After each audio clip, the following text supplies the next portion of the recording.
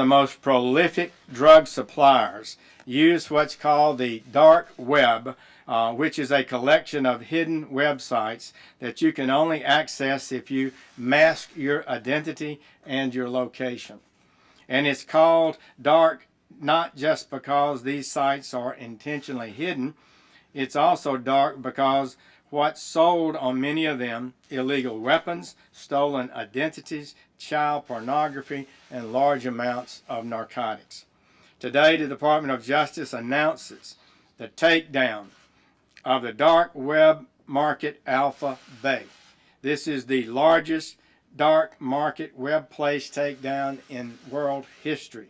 Yo, this is the Scarcity Studios YouTube channel. Please don't forget to like, comment, share and subscribe. And our sponsors at Alpha Claims and Hire Birmingham, the leading and best accident management company. Get a replacement car anywhere in 1 hour. I really appreciate you joining me today, and this story comes from Watford and it involves the dark web. A man has been found guilty in his absence at Watford Crown Court for trying to obtain explosives via a website called Alphabay. In July 2017, the FBI took down Alphabay Marketplace, and this series of takedowns of the dark web started with Silk Road. Alphabay was one of the largest and most profitable sources for drugs on the dark web. But even 3 years later, people are still getting convicted for cases that led from it. And these cases even involve a lot of people from the UK. Mohammed Humza, 29, from Watford, is a convicted fraudster, and he stole a Saudi Sheikh's Rolls-Royce and has been found guilty of trying to buy grenades also from an undercover FBI agent. He was on bail and he's believed to have fled the country to Kashmir in Pakistan, but also does have links to Birmingham in the UK. He also had a girlfriend, they say, that he met online, and he had a wife as well who was at home with 2 twins that were 17 months old. Humza was found guilty under the Explosives Substances Act after paying for 2 fragment grenades and agreeing to buy 2 more. He later switched his attention to Semtex plastic explosives, and he claimed that he wanted it to break into a safe or a vault. His login name was mh.nn243, and Mohammed did not realise he was discussing the purchase with an undercover officer known as Agent Peter. The Old Bailey was told in court during his case on October the 13th, 2020. All the way back in March 2017, Humza was jailed for 4 years for stealing Sheikh Mohammed Alibrahim's phantom Rolls-Royce worth £97,000 and also filing a fake DVLA form claiming he was the new owner. Mohammed drove the supercar out of the car park in Mayfair on April the 18th, 2015, and he went on to sell the car to a specialist dealer in Huddersfield for £27,500 along with a BMW and a Mercedes before attempting the same scam on a Ferrari, an Aston Martin and also a Porsche 911. A year later, he was searching the dark web for explosives. The discussion began on July the 14th, 2016. The FBI officer received a message asking what's the best price you can do for 2 grenades with postage to the UK. The agent said, "We have a good price, very popular that type of item, £125 each." Humza negotiated the price down to £115, and he said that he'd buy 2 more immediately after the following week. A sale listing was created for the fragmentation grenade, and the sale was completed at 9:03 on August the 6th. He put the funds into an escrow account, a third-party account using Bitcoin virtual currency. Benjamin Holt, prosecuting, said, "This is not just idle chat. The user made payment for 2 grenades." Humza confirmed the delivery address using his neighbour's name, but his own home address at Fuller Road in Watford. 3 days later, on August the 9th, Peter Agent, the undercover FBI, and said a customer had just bought 6 grenades and they was out of stock. He added, "We sold grenades fast last week." He made a further request and said that he'd received a refund for the money he'd sent for the original grenades. He asked them when you will restock, and then he said, "Do you have Semtex and a fuse detonator?" Mohammed was told that that was not a problem, and he said that he needed a new drop address, suggesting he got cold feet about using his home address. The marketplace that Mohammed was using was called Alphabay, and it was eventually shut down along with another site called Silk Road that a lot of people will be more familiar with.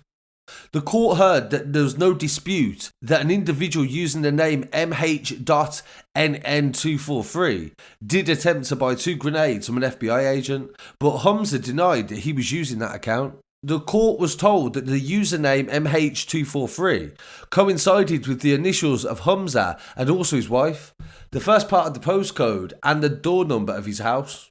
He had also used the same numbers in usernames for his bank account, and ongoing text messages was recovered from his name, address and email mh.nn243@gmail.com.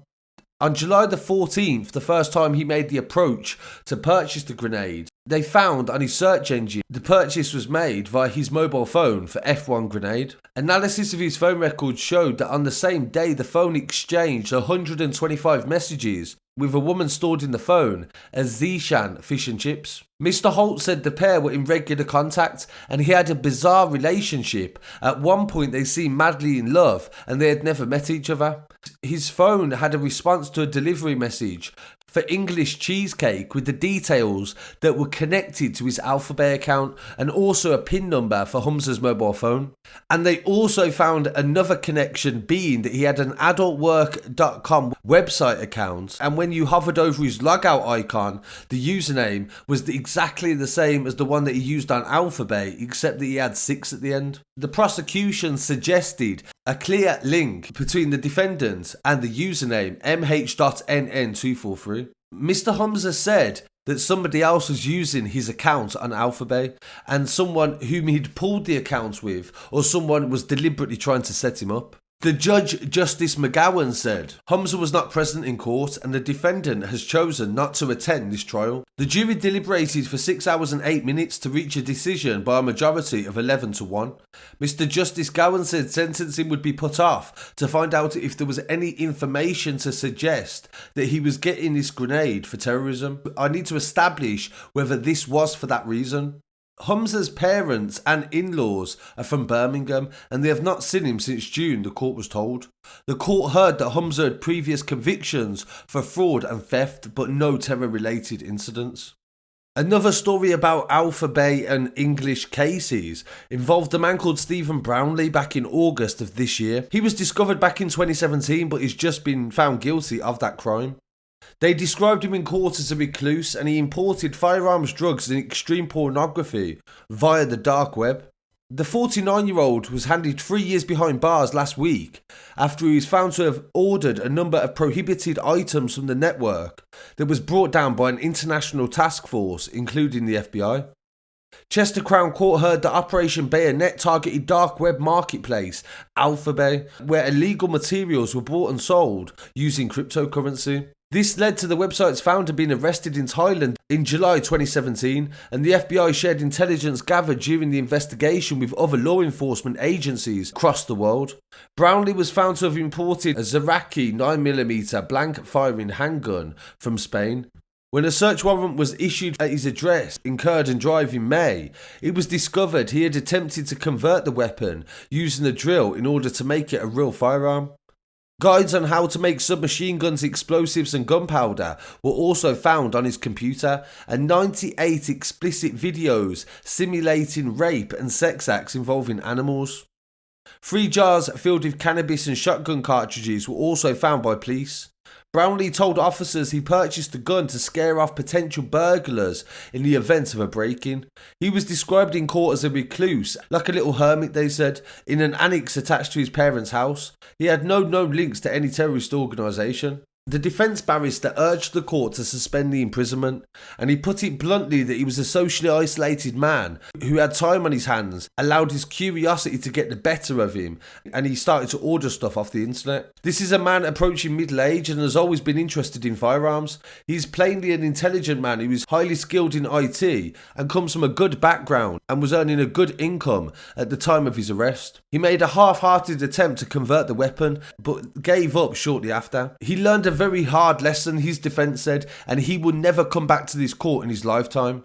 Brownlee admitted 2 firearm offences, possession of extreme pornography and possession of cannabis during the hearing. The judge said it may be that Brownlee was not a terrorist and an unusual character that could have done dreadful things with firearms and explosives. And I've concluded that it's so serious you cannot be dealt with in any other way apart from an immediate custodial sentence. The Chief Inspector in charge of the case, Dave Meany, said they welcome the sentencing of Stephen Brownlee and hope that it serves as a reminder to anyone trying to purchase anything illegal from the internet that the police can trace you.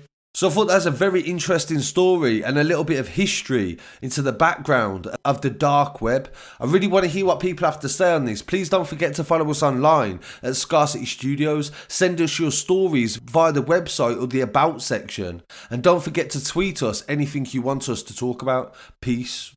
Traffickers were arrested, 51 firearms were seized, almost 300 kilograms of drugs, and over $7 million in cash and cryptocurrency was seized. Of the national drug epidemic. Around the time of the takedown of this site, there were more than 250,000 listings for illegal drugs and toxic chemicals on Alphabay. More than 2/3 of all listings on Alphabay. As